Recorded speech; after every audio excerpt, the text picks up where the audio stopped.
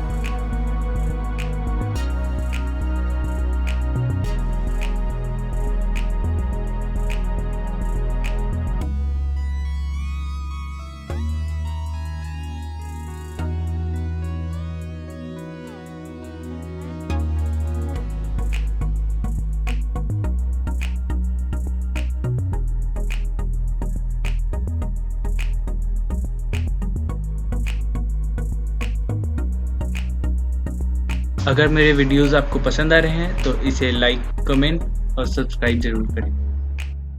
Thank you for watching.